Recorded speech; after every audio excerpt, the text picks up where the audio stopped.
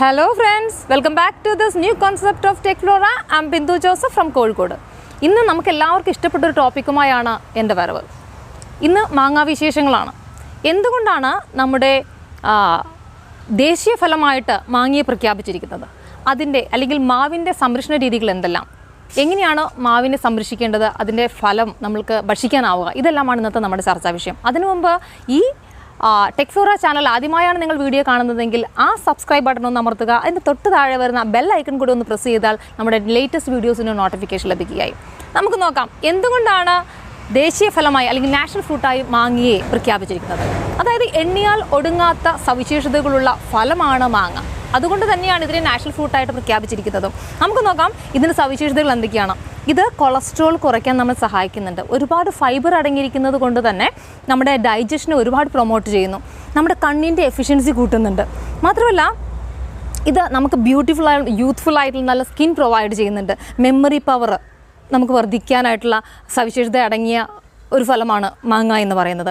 അതുപോലെ നമ്മുടെ പ്രതിരോധശേഷി അല്ലെങ്കിൽ ഇമ്മ്യൂണൈസേഷൻ കൂടുതൽ നമുക്ക് പ്രൊവൈഡ് ചെയ്യാനുള്ള ശക്തി മാങ്ങയ്ക്കുണ്ട്. അതുപോലെ തന്നെ ക്യാൻസറിനെ പോലും പ്രതിരോധിക്കാനുള്ളൊരു ശക്തിയുള്ള ഫ്രൂട്ടാണ് മാങ്ങ എന്ന് പറയുന്നത്.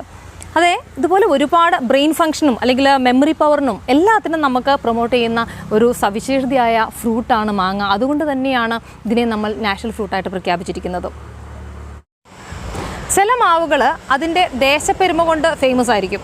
അതിന് ഉദാഹരണം പറയുകയാണെങ്കിൽ കോഴിക്കോടിൻ്റെ ഒളോറ്, കണ്ണൂരിൻ്റെ കുറ്റിയാട്ടൂർ, ഈ മാവൊക്കെ ആ ദേശത്തിൻ്റെ പേരിൽ അറിയപ്പെടുന്നത്. അതുപോലെ മറ്റൊരു ഇനമാണ് തിരുവനന്തപുരത്തിൻ്റെ കോട്ടൂർക്കോണം. ഈ മാവ് തിരുവനന്തപുരത്തിൻ്റെ കോട്ടൂർക്കോണമാണ്. ഇതിൻ്റെ പ്രത്യേകതകൾ എന്താണെന്ന് വെച്ചാൽ നല്ല കട്ടിയുള്ള തൊലിയായിരിക്കും. പഴുത്ത് കഴിയുമ്പോഴത്തേക്കും ഉൾവശവും പുറവും ഏകദേശം ഓറഞ്ച് കലർന്ന ഒരു മഞ്ഞ കളർ വരും. തൊലിക്ക് നല്ല കട്ടിയുള്ളത് കൊണ്ട് തന്നെ ഈ പഴയീച്ചകളുടെ ശല്യം ഇതിനുണ്ടാവില്ല. നല്ല രുചിയുണ്ടാവും, നല്ല മണം ഉണ്ടാവും, വളരെ ടേസ്റ്റിയാണ് ഈ മാവ് എന്ന് പറയുന്നത്. അതുപോലെ തന്നെ വർഷ ആരംഭത്തിൽ തന്നെ ഇത് പൂക്കും. പെട്ടെന്ന് പൂക്കുന്നതുകൊണ്ട് തന്നെ മാർക്കറ്റിൽ ഏറ്റവും ആദ്യം എത്തുന്നതും ഈ കോട്ടൂർക്കോണം മാവ് തന്നെയായിരിക്കും. ഇത് ചുമന്ന മണ്ണും അല്ലെങ്കിൽ നല്ല വെയിലും നല്ല ഓണം മഴയും ലഭിക്കുന്ന കേരളത്തിലെ എല്ലാ പ്രദേശങ്ങളിലും ഇത് നമുക്ക് കൃഷി ചെയ്യാം. ഇത് കേരളത്തിൽ സുലഭമായിട്ട് വളരുന്ന ഒരു പ്രത്യേക ഇനമാണ് കോട്ടൂർക്കോണം മാവ്. മറ്റൊരു ഇനമാണ് ഓൾ സീസൺ തായ്ലാൻഡ്. ഇത് നമ്മുടെ എപ്പോഴും സീസണില്ലാതെ കായ്ക്കുന്നതുകൊണ്ടാണ് ഇതിനെ ഓൾ സീസൺ തായ്ലാൻഡ് എന്ന് വിളിക്കുന്നത്. എപ്പോഴും വാങ്ങേണ്ട ഒരു 3 തവണയെങ്കിലും നമുക്ക് മഴയ്ക്ക് മുമ്പ് ഇത് കായ്ച്ചിരിക്കും. പെട്ടെന്ന് മൂത്ത് പഴുക്കും, അതാണ് ഇതിൻ്റെ സവിശേഷത. വീണ്ടും പൂക്കും, അതാണ് ഇതിൻ്റെ സവിശേഷത. ഇത് നല്ല ഇപ്പോൾ തന്നെ ഇതിനകത്ത് മാങ്ങ ഒരുപാട് ഞങ്ങൾ പഴുത്ത് കഴിച്ചു കഴിഞ്ഞു. ഇത് പഴുത്തത് വരുന്നതാണ്. നന്നായി പഴുത്താൽ നല്ല യെല്ലോ കളറായി കഴിഞ്ഞാലും അതിനകത്ത് ഞെട്ടറ്റ് വീഴാൻ ഒരുപാട് താമസം വരും. കാരണം ഇതിന് നല്ല കട്ടിയുള്ള തൊലിയാണ്. പച്ചയ്ക്കാണ് പറിക്കുന്നതെങ്കിൽ നല്ല പുളി ഉണ്ടായിരിക്കും. പഴുത്ത് കഴിഞ്ഞാൽ നമുക്കൊരു മീഡിയം ടേസ്റ്റാണ് ഇതിനുള്ളത്. കോട്ടൂർക്കോണത്തെ അപേക്ഷിച്ച് നോക്കുമ്പോൾ ഇതിന് ടേസ്റ്റ് അല്പം കുറവാണെങ്കിലും എപ്പോഴും കായ്ക്കുന്നതുകൊണ്ട് തന്നെ വളരെ സവിശേഷതയാർന്ന ഒരു മാവാണ് ഓൾ സീസൺ തായ്ലാൻഡ്. ഇത് നമുക്ക് ഗ്രോ ബാഗിൽ വളർന്നത് ഏറ്റവും ചെറുപ്പത്തിലേ ഇത് കായ്ക്കുക എന്നുള്ളതാണ് പ്രത്യേകത. ഏറ്റവും ചെറിയ പ്രായത്തിൽ തന്നെ ഇത് കായാകും. ഇതിപ്പോൾ ഏകദേശം ഒരു 3 വർഷം പ്രായമായ മാവാണിത്. ഇത് നമുക്ക് ഗ്രോ ബാഗിൽ വളർത്താം. അതുപോലെ തന്നെ നിലത്തും കൾട്ടിവേറ്റ് ചെയ്യാം. ഇത് ഏറ്റവും ചെറിയ വലുപ്പത്തിൽ അല്ല, ഏറ്റവും ചെറുതിൽ തന്നെ ഇത് കായ്ക്കുമെന്നത്. ഇത് മറ്റൊരു ഇനമാണ്, നമ്മൾ ഗ്രോ ബാഗിൽ ചെയ്യുന്ന മറ്റൊരു ഇനമാണ് ഹിമാ പസന്ത്. ഇതും അത്യാവശ്യം നല്ല ടേസ്റ്റുള്ള മാങ്ങയാണ്. നമുക്ക് വളരെ പെട്ടെന്ന് തന്നെ മാർക്കറ്റിൽ അവൈലബിൾ ആണ്. ഈ മാങ്ങയും പെട്ടെന്ന് തന്നെ പൂത്ത് കായ്ക്കുന്ന ഒരു ഇനമാണ് ഹിമാ പസന്ത്. ഇത് നമുക്ക് ഗ്രോ ബാഗിൽ വളർത്തുന്ന പോലെ തന്നെ നമുക്ക് നിലത്തും പ്ലാന്റ് ചെയ്യാൻ കഴിയും. ഈ 3 ഇനമാണ് ഇപ്പോൾ നമ്മളിവിടെ പ്ലാന്റ് ചെയ്തിരിക്കുന്നത്. ഇത് എങ്ങനെയാണ് പരിപാലിക്കുന്നത്, ഇതിൻ്റെ വളപ്രയോഗങ്ങൾ എങ്ങനെയാണ് എന്ന് നമുക്ക് നോക്കാം. നമ്മൾ നടീൽ വസ്തുക്കൾ തിരഞ്ഞെടുക്കുന്ന സമയത്ത് ഏറ്റവും ശ്രദ്ധിക്കേണ്ട കാര്യം ഏറ്റവും നല്ല കരുത്തുള്ള തൈകൾ തന്നെ തിരഞ്ഞെടുക്കാനായിട്ട് ശ്രദ്ധിക്കുക. ഇതുപോലെ വില അല്പം കുറഞ്ഞ് കിട്ടുന്ന സ്ഥലത്ത് പോയിട്ട് എടുക്കാൻ നിൽക്കരുത്. കാരണം ഇതിൻ്റെ റിസൾട്ട് കിട്ടുന്നത് നമുക്ക് വർഷങ്ങൾക്ക് ശേഷമായിരിക്കും. അതുകൊണ്ട് തന്നെ വില അല്പം കൂടിയാലും നല്ല റെപ്യൂട്ടഡ് ആയിട്ടുള്ള നഴ്സറികളിൽ പോയിട്ട് ഏറ്റവും നല്ല കരുത്തുള്ള തൈകൾ തന്നെ 2 രൂപ കൂടിയാലും കുഴപ്പമില്ല, ക്വാളിറ്റിയുള്ള തൈകൾ തന്നെ നടാൻ ശ്രമിക്കുക. കാരണം വിത്ത് ഗുണം 10 ഗുണം എന്നാണ്. എത്ര നമ്മൾ നോക്കിയിട്ടും കാര്യമില്ല. നല്ല ഇനം, നല്ല വിത്തുകളല്ല അല്ലെങ്കിൽ നല്ല നടീൽ വസ്തു അല്ല എങ്കിൽ അതിന് റിസൾട്ട് കിട്ടില്ല. ഇത് നോക്കുക, ചെറുപ്പത്തിലേ കായ്ച്ചാണ്. ഇത് ഗ്രാഫ്റ്റഡ് പ്ലാന്റ് ആണ്. ഞാനിപ്പോൾ നേരത്തെ കാണിച്ച കോട്ടൂർക്കോണത്തിൻ്റെ തൈയാണിത്. ഇത്ര ചെറുപ്പത്തിലേ ഇത് കായ്ച്ചു. നമ്മൾ നോക്കിക്കഴിഞ്ഞാൽ ഇതിപ്പോൾ തൈക്ക് ഇച്ചിരി ക്ഷീണം വരുന്നത് തൈയിൽ മാങ്ങ ഉള്ളതുകൊണ്ടാണ്. മാങ്ങ പഴുത്ത് കഴിയുമ്പോഴത്തേക്കും തൈ നല്ല ഉഷാറായിക്കോളും. അപ്പോൾ നമ്മൾ തൈ എടുക്കുമ്പോൾ നല്ലവണ്ണം ശ്രദ്ധിച്ച് മാത്രം തൈകൾ തിരഞ്ഞെടുക്കാൻ ശ്രമിക്കുക.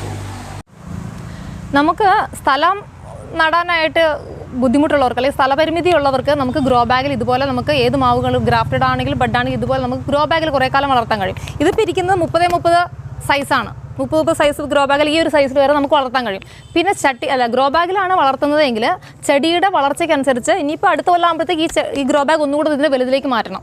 അല്ലെങ്കിൽ നമ്മൾ എന്ത് ചെയ്യുന്നത് വെച്ചാൽ ചെടിയുടെ ഗ്രോത്തിനെ അത് ബാധിക്കും.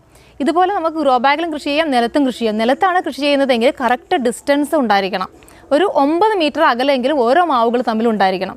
നല്ല സൺലൈറ്റ് ഉണ്ടായിരിക്കണം. നല്ല സൺലൈറ്റ് ഉള്ളിടത്ത് മാത്രമേ ഇത് കായ്ക്കുള്ളൂ, പൂക്കുള്ളൂ. പിന്നെ നമുക്കറിയാം ഇത് കായ്ക്കുന്നില്ല. പലരും പറയാറുണ്ട് നിങ്ങളുടെ അടുത്ത് നിന്ന് കാണുമ്പോൾ നല്ലോണം കായുണ്ട്, ഞങ്ങളത് വീട്ടിൽ കൊണ്ടുപോയി പ്ലാന്റ് ചെയ്തതിന് ശേഷം ഞങ്ങൾക്ക് കായില്ല എന്ന് പരാതി പറയുന്നത് കേട്ടിട്ടുണ്ട്. അതെന്തുകൊണ്ടാണെന്ന് വെച്ചാൽ ഇവിടെ ഉണ്ടാകുന്ന മാവുകളെല്ലാം തന്നെ നിങ്ങളിപ്പോൾ ശ്രദ്ധിച്ച് കാണും, എല്ലാം ഗ്രോ ബാഗിലെ മാവുകളാണ് പൂത്തതും കായ്ച്ചെന്ന് നിറയെ കായുള്ളത്. അത് നിലത്തേക്ക് നടുമ്പോഴുള്ള പ്രശ്നം എന്താണെന്ന് വെച്ചാൽ നിലത്താകുമ്പോൾ ഇതിന് ഇഷ്ടംപോലെ സൺലൈറ്റ് കിട്ടും, ന്യൂട്രിയൻസ് കിട്ടും, സോയിൽ ഇഷ്ടം പോലെ ഉള്ളത് കൊണ്ട് തന്നെ ഈ ചെടി വളർന്നു പോവുക ചെയ്യാം. വളർന്നു പോകുമ്പോൾ ഇതിന് കായ്ക്കാൻ ഒരല്പം നല്ലൊരു മെച്യൂരിറ്റി ആയതിനു ശേഷം മാത്രമേ തൈകളിൽ കായ ഉണ്ടാവുള്ളൂ. ഇതിപ്പോൾ എന്താ സംഭവിച്ചിരിക്കുന്നത് വെച്ചാൽ ഗ്രോ ബാഗിലായതുകൊണ്ട് തന്നെ ഇതിന് കിട്ടുന്ന ന്യൂട്രിയൻസിൻ്റെ അളവ് ലിമിറ്റഡ് ആണ്.